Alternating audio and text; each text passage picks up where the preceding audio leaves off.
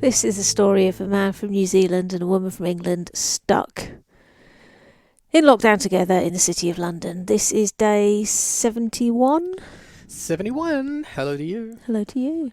It's been another hot stonking day in London. Yeah. Yeah. You're going to do the weather stats. Well, I think the weather stats are kind of interesting because they were saying on the radio earlier today, this is not only the sunniest May Yeah. on record for England, Yeah. but it has completely smashed the record by like well over 100 hours. Yeah. Like well over an extra 100 hours of sunshine. It's also the driest May on Yeah. record. We have had 20 millimeters of rain in May, Yeah. and that's it. So, yeah, hot and dry. Difficult to stay inside very much. Well, it's difficult to go outside where there's no shade. 'Cause No. You just bake. Yeah, but I mean, it's unusual weather.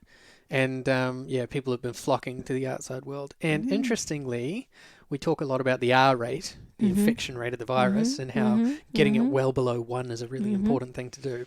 Well, what they're discovering in seaside places like Brighton and Hove is that the infection rate is going up above 1 because that's where everybody's flocking to. So, And not social distancing. yeah, not social distancing, just going to the beach. So, yeah, so that's going to be a problem, and the NHS is starting to shit the bed about it a little bit because they're like, oh, there's a second wave coming, Yeah. and it's going to be bad Yeah. because everyone's exhausted. All the NHS staff are exhausted Yeah. from what they've been going through over the last 2 or 3 months, Yep. and yeah, now there's no respite because just as we're getting off the curve and bringing it down and having less infections and less people in hospital, because we haven't come close to quashing the virus, it's back out in the community and everyone's getting infected again, and there's going to be a second wave and everyone's going to pile back into the hospitals. So Yeah. the government that was the wrong button. Fucking panpipes. The government. Yeah. So shall I do a bit about science if you've done a bit about government? Yeah, you like a little bit of A science? little bit of science. Yeah, go ahead. So, antibody tests. Everybody's getting a hard on for antibody tests. Oh, I am. But speaking to a friend of mine who's done a bit of digging and a bit of thinking about this and says... Medical professional? Yeah. And says, actually, they're not all that shit hot for 3 reasons. Shall I give you the 3 reasons? Are you talking to me? Or is this Yeah. yeah, tell us. Well, the first one is that you get a huge number of false positives because... So it's just like trying to pick up in a bar. What? Nothing. Yeah. What was the other thing? So you get a huge number of false positives because you might get antibodies for something that's very similar. So you might have antibodies for like the common cold is also caused by a variety of coronavirus. Yeah, there's lots of other coronaviruses. Yeah. So it's going to be really easy to get a false positive. The second thing is the other reason there are going to be lots of false positives is it's such a specific thing that it's going to be quite hard to pinpoint the actual antibody that's needed. And the third thing that makes, even if you do get a good run of tests and a high degree of accuracy and all of that shit, nobody actually knows if it means anything. Just because you have the antibodies doesn't mean that you are immune. Doesn't mean that your immunity lasts. Nobody knows how long it lasts. So, it might be that you've had it and you're okay for a month afterwards, but 6 weeks afterwards you might be able to get it again. Yeah. I was certainly worried about getting it again. Yeah, I'm worried about you getting it again. But I just don't know what to. I just don't know what to do about it Well, anymore. Because the government's so useless. Yeah, yeah. Well, I'm not so worried about getting it again. I'm worried about it not having gone. So we've both kind of been coughing a lot the last day or so, and I've been feeling a bit hot and sweaty, like even more than I would expect from the weather. And then feeling really cold, like I've just tucked myself up under the duvet to watch a zombie film because I've been feeling quite cold. and the whole thing was very hot and coldy, and I'm like, have I got it again, or have I not shaken it off? Because we had the guys come around to fit the batteries for the solar panel, and we've been into town a couple of times. Like, have I picked it up from somewhere else, or have you brought it back from work? Hey, fuck you. I only did that one time. I did that one time. You won't let it die. Yeah. You know, I actually talked to the people who, because it wasn't just me at work who got the virus. Yeah. There was someone I'd been working with closely during the period where I contracted the virus. Yeah. Who also got the virus. Yeah. And then she gave it to everyone in her house. Yeah. And they all got it. So either one of us gave it to each other and we don't know where we picked it up from, or we both were interacting with somebody else at work who gave it to us and then, didn't have symptoms or something. But, we both got it and we both got it at the same time. And so we were exchanging stories. Yeah. Is she better now? Yeah, she's all right. And, I'm all right. Although, like you say, my lungs have been a bit shitty the last 2 or 3 days. Well, they're talking about long-term effects of this being, scarring in the lungs. Well, my lungs are fucked anyway. Yeah. They're definitely bad. You just get another badge for sewing your pea blanket. Yeah. Well, I have been out running. I've been for 3 runs this week. Go me! What? Has it been 3 this week? Yeah. But my lungs, I've really struggled. The cardiovascular side of it is really tough. Oh. Although a bit of a point of difference today, strapped a dog to me and went running with the dog. Yeah. And that was like sledding. Because he just took off and was pulling me along. Yeah. When you think you're starting to slow down or need to walk, he was insistent that not happen. So I think we got back to the house in record time. Yeah. But you were quick. Next time you need to take poo bags there, just in case. Yeah, well, he didn't stop for any reason. Like, we were on the go. Yeah, he doesn't normally, but, it's better to have one and not need it than need it and not have one. Yeah. Unless you want to pull one of your new socks off. Although running with a poo bag. Yeah. Like, oh, God. Well, you'd have to find a bin, wouldn't you? Yeah, there kind of aren't any on that little loop. I've put 2 different poo bags in. Yeah, but the physical... 2 different bins. Like the physical process of running with a poo in a bag. Yeah, like, you have to hold it. Yeah, it's fine. I've done it. That makes running so difficult. That's not easy. Anyway, maybe I won't keep running with the dog. All right, so can I talk about my second thing? Yeah. Right, my second thing is movie review. Hit the movie review button. I haven't sorted that out. Was I supposed to sort that out? What? Okay, God, well, you're such a shambolic. Don't hassle me, man. Don't hassle me. It says I can't. It says it can't. All right. Well, movie review time. The Simpsons. I'll just. No, hang on. I'll just give you some other music. Hit it. Right. Movie review is of a movie called Before Dawn. Okay. It's a British-made film, low budget, zombie film, favourite genre. I think it's a new release on Amazon. I'm pretty sure that I haven't seen it come up on the options before, but I might have ignored it because it was called Before Dawn, and I might not have pegged it as a zombie film. It is about a couple in their, I would guess, 40s who have been estranged and go away for a weekend in, guessing, the Lake District, somewhere like that, rural, remote. So specific. Cottage. Get to the zombies. So they go away for a weekend away and arrive at their cottage. The only thing that's kind of troubling on the journey is they have to drive around a car that's kind of parked diagonally across the country lane with all its doors open, the boot up and everything, and there's a big blood stain on the bonnet, but they don't see that. And that's the only sign of trouble. And then they get to where they're getting to, and they're meant to get the keys off the property owner who lives next door, and there's no sign of him or her. But the keys for the cottage they're renting are in the door. So they go in and they have a meal and have a few arguments, have some wine, some more arguments. End up sleeping in separate beds. That's not how that's supposed to go. You're an estranged couple, you have a fight, you get drunk, you have sex. That's what's supposed to happen. That's how it works. Is that your modus operandi? No, I've seen it in the movies. Oh, okay. Might explain why we've been arguing so much. How does that work? Are you trying to build up to some sexy time? I've told you Am no. I? I tried to throw cookies at you to try and fob you off. Eat that. Eat that. Anyway, they so in the morning she wakes up. He's got a hangover, so she goes for a run, and she gets bitten. Mad guy chases her. Obviously, blood dripping out of everything. He's wearing a suit, middle of the countryside. So there's obviously something strange going on. Oxford.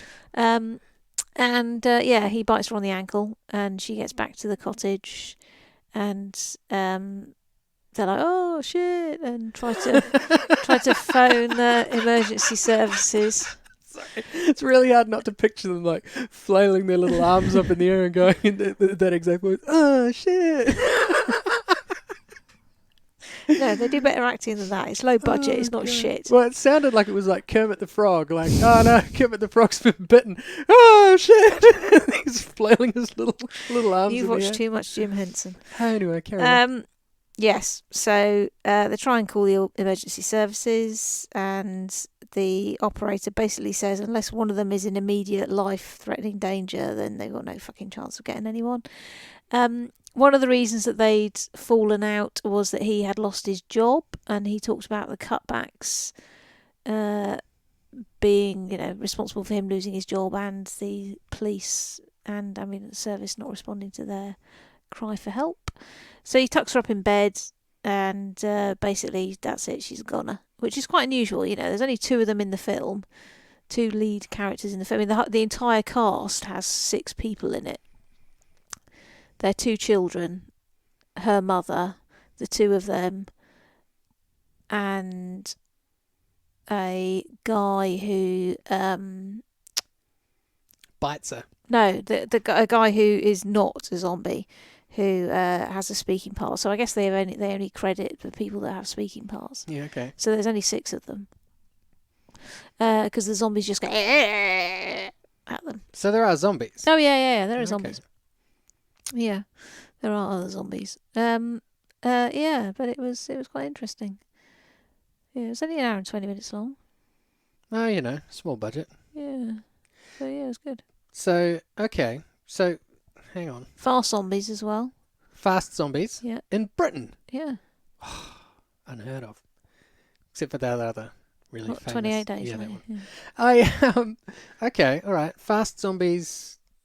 She gets bit. Does she turn into a zombie? Yeah. I said Okay. that already. Did you? You're not listening. Maybe. Is it the tone of my voice or the words I'm saying? It could be both. Oh, I don't okay. know. We've had a lot of. That's a line from Simon Amstel. Oh, right.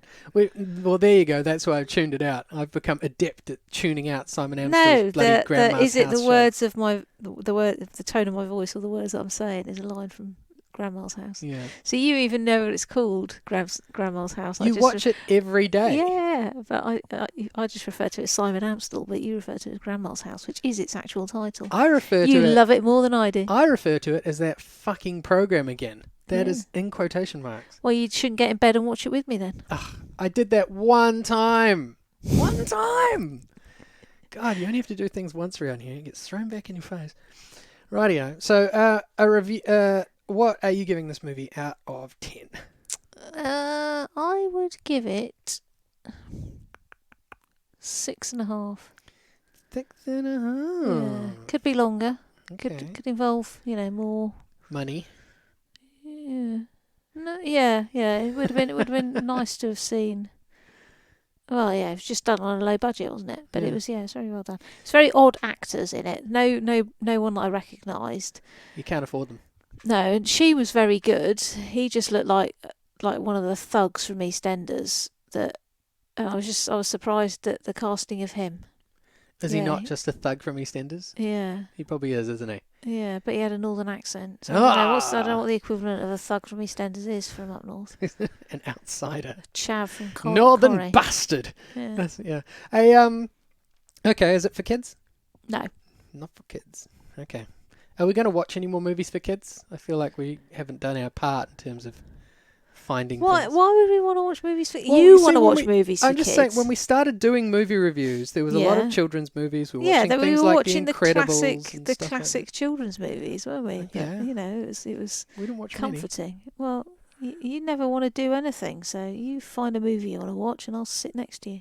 All right, but you have to actually watch the movie.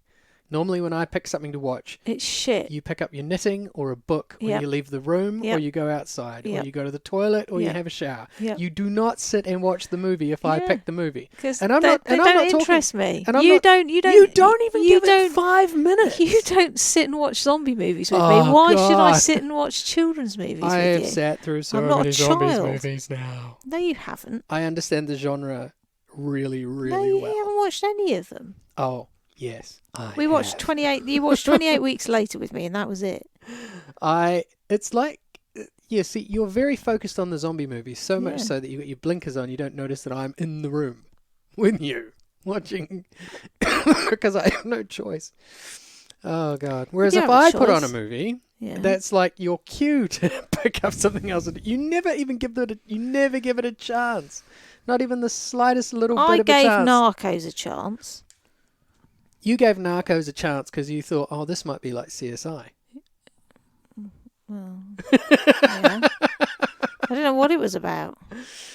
You said it was really good. It is really good, And but you it- can't handle the subtitles, so you know What do you mean I like can't that. handle the subtitles? you told me.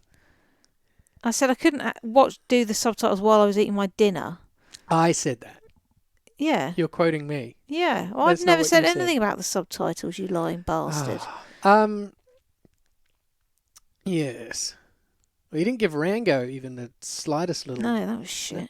Well, it's not shit. You just weren't watching it. You just didn't want to. Yeah, I wasn't interested. All right, fine. See, yesterday, episode 70 was all love and cheer and fluff and funnies, and now 'Cause it's you day had a 70, wank and before now we it's day started. 71, and we're back. He's had a run instead. We're back bitching. Okay. Well, given that we've gone off on this tangent, shall we cover off the sad stuff What's sad to stuff? talk about? Well, I don't know if I mentioned this earlier, but today is the anniversary of my brother's passing. Oh yeah. So 1 year ago today, my younger brother passed away, which was not fun. And I remember where I was at the time. I was standing outside work in a very well-known spot out in West London, and I got a phone call. And usually when I'm at work, my phone is off or I'm in a building where there's no reception. Yeah. But I just happened to be that little bit early for work. I just happened to be walking into the building and my phone was ringing and I had an extra 20 minutes. And I saw that I was getting a phone call and answered the phone. And unfortunately, it was my my sister informing me that our brother had passed away. And Did you know he'd been ill? he was in hospital at the time. No, I didn't know that. And unfortunately, his heart just stopped. That was it. And so I just kind of, I didn't know what to do, actually. But I think I went into work for a little bit initially. In fact, I think I probably stayed for the whole shift, but I was just in a bit of shock. I think it was something like that. And then within the next 24 hours, I was on a plane to New Zealand, Yeah. which was crazy. Like normally you have to book, if you're going to go from the UK to New Zealand on a plane, you've got to book that sort of thing way in advance. And here I was, not next day, on a plane and heading back. And it was one of those weird things because, like, the family were like, well, you know, don't worry about it. Just stay there. Don't come back, was kind of the message they were all saying. And I was like, well, no, I am coming back. And then when I get there, they're like, oh, we're so glad you came. I'm like, you fuckers? Which is it? It was definitely the right thing to go back. But Yeah, yeah. I haven't given it a lot of thought today. My sister sent me a uh, a memorial thing that came out. So it's got a whole bunch of um, uh, pictures of him and some some other memories and things that people have or had, and either wrote on his coffin or in a memorial book that was there. But in it was a poem that I wrote for him that I'd forgotten that I wrote for him, and I thought I'd just read that now. It's really short, like, but when you haven't a moment to lose, the fullest of lives pass us by. Time spent well that can't wait is the momentum that you have to fly. And that's what I popped on his coffin. But yeah, it was very sad. I think especially for my dad. I think my dad really struggled with his passing. Yeah. Because no parent wants to outlive their child, and he was trying to be strong through the whole thing, but he wasn't quite coping.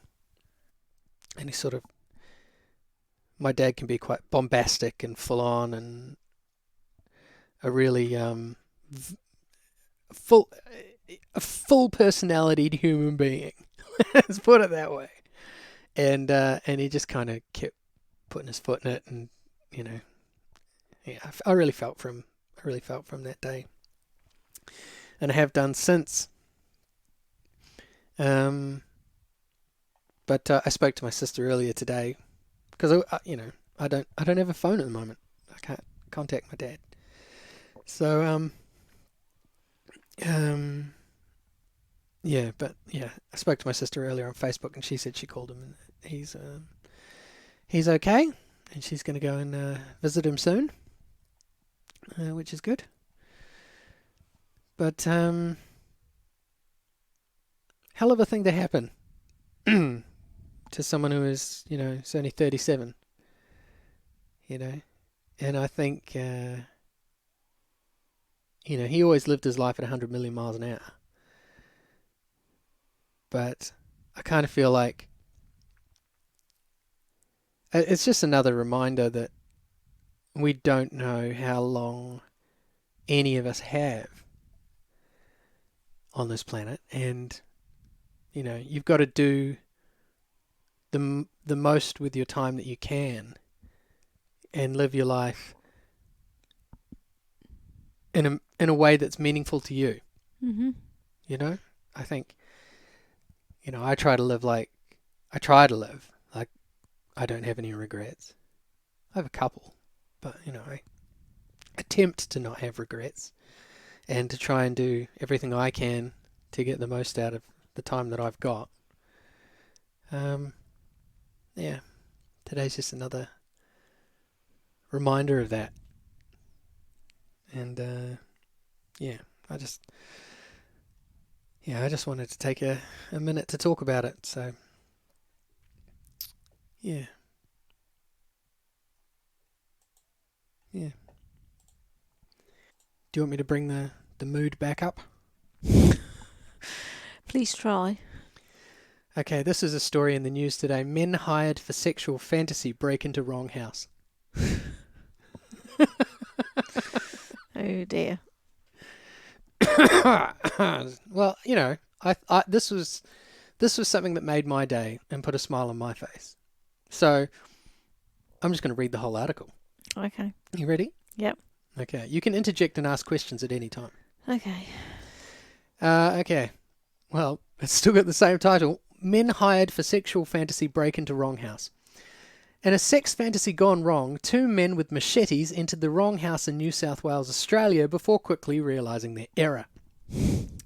One of them has now been acquitted of entering a home armed with a weapon in July 2019. They had been hired to carry out a client's fantasy of being tied up in his underwear and stroked with a broom. The judge concluded that the facts of the case were unusual. The role play was arranged over Facebook by a man near Griffith, New South Wales, who provided his address to the hired pair. Mm-hmm. He was willing to pay 5,000 Australian dollars if it was, quote unquote, really good. However, the client moved to another address 50 kilometres away without updating the two men. They then entered a home on the street of the original address. When the resident noticed a light on in his kitchen at 6:15 in the morning, he assumed it was a friend who had come by for a daily morning coffee. When the men called out the name of their client, the resident turned on the light and removed a sleep apnea mask he was wearing. It was then that he saw them standing above his bed with machetes, which they appeared to have bought as props for the roleplay. When they realised their error, one of the pair said, "Sorry, mate," and shook the resident's hand. The two men then drove to the correct address where the client noticed one man had a great big knife in his trousers and asked them to leave the weapons in the car. The client then cooked bacon and eggs and noodles, and a short time later the police arrived at the property, found the machetes in the car and arrested the hired pair. The judge ruled that the evidence did not suggest the men's actions were intentional. They carried the machetes either as a prop or something to use in the fantasy, he said. The fantasy was unscripted and there was discretion at how it would be carried out. A lawyer for Terence Leroy, one of the accused, said it was a commercial agreement to tie up and stroke the semi-naked man in his underpants with a broom. Entry was not with intent to intimidate. There you go. Okay. And yeah. Have brooms ever featured in any of your sexual fantasies? Because if they have, I've got one in the shed. I mean, what's one of the weirdest things that a girl's wanted to do with me? One girl wanted to lick my eye. Yeah. Yeah. She really wanted to know what an eyeball felt like on her tongue. Okay. So, did you let her? Yeah, I let her do that. Yeah. It was brief and Did fine. it end in pink eye? No. That's just, yeah, she wanted to do that. I didn't see a problem with it, so that was that. Okay. Another girl wanted to peg me. Is that with clothes pegs? No, it's not with clothes pegs. Have another guess. Tent pegs? No, not with tent pegs. Have another guess. I don't know. Pegging is where a woman wears a strap-on dildo Yeah. and fucks a man up the arse. Oh, Yeah. Did you let her do that? I did not. Perhaps if the relationship had gone on longer, yeah, I might have let her. Yeah. But not because I wanted to do it. Because sometimes you have to make compromises in a relationship. Would this be a tit for tat kind of arrangement of you get to, I mean, I was... without the strap on? No, I mean, I was perfectly happy with our sex life. Like, it was fun and good. But yeah, when she brought that up, it was a bit of an eye-opener, to say the very least. Yeah, and once... It's one of those things, sometimes you're with someone and they crack an egg, and then once it's out in the open, once they've mentioned it once, it comes up a lot more. You know what I mean? Oh, okay. Like they've passed that barrier, whatever barrier was standing in their way where they wouldn't bring it up, or didn't want to, come out into the open with what they were actually thinking. And then they do, and then they don't stop. Oh, was she badgering you to be pegged? Is that the end of the relationship? The end of the relationship actually did come like not long after that, but that wasn't why. But yeah. Once she brought it up, it seemed to come up a lot more frequently. As something that she was quite keen on. And you could tell by the gleam in her eye whenever she brought it up that, yes, this was a thing. I don't know. Have you had any like that? No. You bloody liar. Come on. Tell us about the biggest weirdo. What did the biggest weirdo want to do? No. Why not? I don't want to. Oh, come on. Look, all your friends listen to this show. You're happy to embarrass yourself. I'm not. Well, my friends just don't give a shit. And they don't even know who you are. No, let's keep it that way. Well, yeah, we will. They're never going to know who you are. So, go on, spill your guts. What No. a weirdo want to do. No. Come on. Did he want you to, like, sit there in your undies while he brushed you with a broom? No. No? What was it then? No. Oh, your lack of sharing, like, hurts our listeners' feelings. No. They feel like, they can't, they're not getting to know the real you. You don't have to say if you did it or not. Whatever they asked you to do. You don't have to say it if you did it. You can flat out lie and say you didn't. But, people are just curious about what the request might have been. What was it? Come on. Come on. All right. I'll tell you one from a friend of mine. She was seeing a guy, and the thing that he wanted more than anything else in the world was her to be wearing stiletto heels, for them to be in the bathroom, for him to put his penis on the edge of the bath, and then for her to stand on his penis as hard as she could with the stiletto heels on the edge of the bath. That was his thing. Did she do it? Yes. Did he end up in hospital? I don't know about that. But yeah, that actually happened. You sure you don't want to share something? Yeah. I often just feel like your history is just as dark can be. And you just... Oh, I'm going to be quizzing you about it, though, later on in the bathroom. While I hang my dick over the edge of the bath. Okay. Here's another piece of news from Australia, which I thought was really, really funny. The NRL, the rugby league competition. We talked about it in one of the early episodes. It's gotten back underway in Australia with no crowds. Yeah. That's how they're doing it. Have they got the cardboard cutouts like they've done with the football in Europe? Yes. Yes, they do have the cardboard cutouts. It costs you 22 Australian dollars Yeah. for you to have yourself put in the stands as a cardboard cutout. Have you done that? No. But someone else paid money Yeah. to put Dominic Cummings in the crowd. And it's fucking hilarious. Because there he is, sitting in the crowd as Dominic Cummings, and it was on TV. The TV cameras found him, and they made comment of it on air. And of course, because that happened, now it's going viral, and people love it because it's so funny. So I think, or at least I'm very tempted, to spend $22 and get some sort of image, put into the crowd. Dominic Cummings. Not Dominic Cummings. No one's going to top that. It was so gold. Like just the inference that, he doesn't care about lockdown so much. He's fucked off to Australia and gone to a rugby league game. It's just brilliant.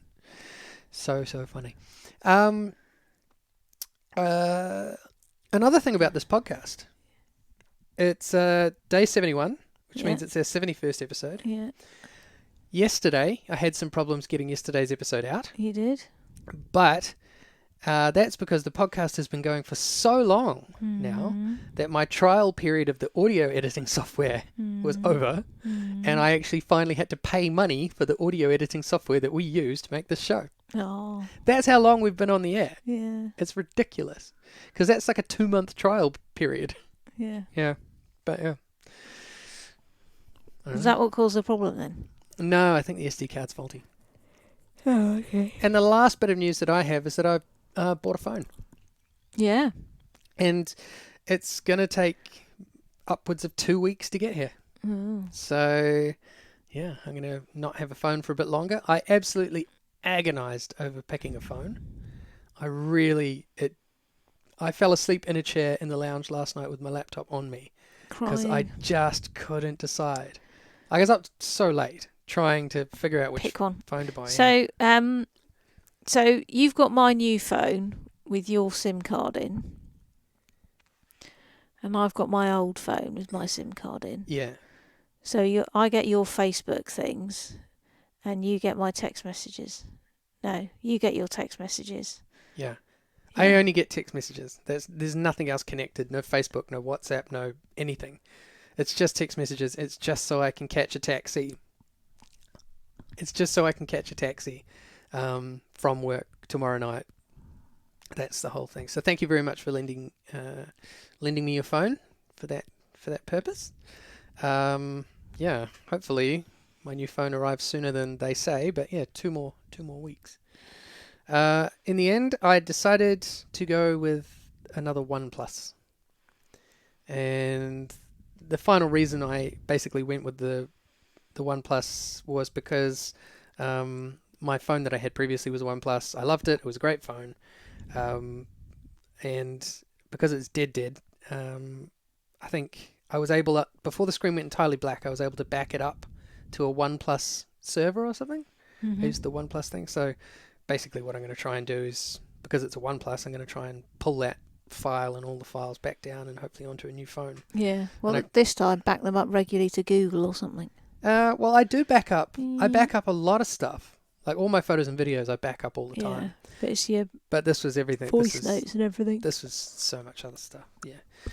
But you see, I don't know. It's just an unfortunate fucking bullshit thing to have happened. And I am a little bit out of sorts tonight on the show. So I do apologise for that, everyone, but I am a little bit emotionally compromised. So Constipated will cover it. Right, let's end on a positive note. What do you got?